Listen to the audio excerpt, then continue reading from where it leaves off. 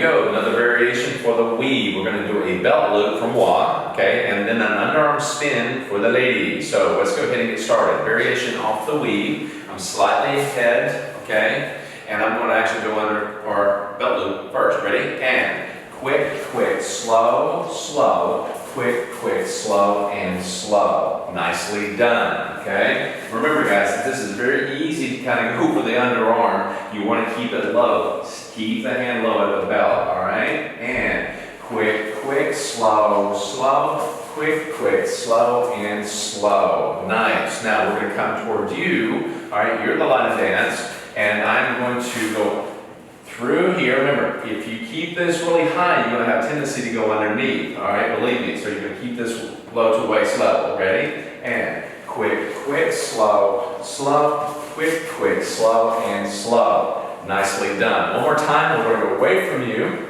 Ready? And quick, quick, slow, slow, quick, quick, slow, and slow. There you have it. Very nice. Now, it's up to you to go practice as much as you need to, and then come on back for another pattern.